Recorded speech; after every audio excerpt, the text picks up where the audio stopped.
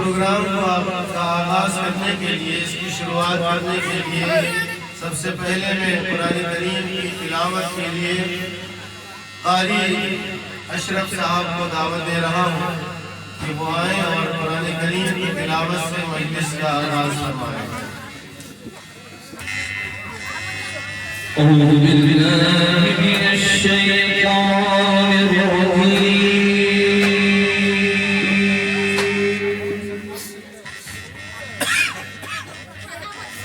بسم الله الرحمن الرحيم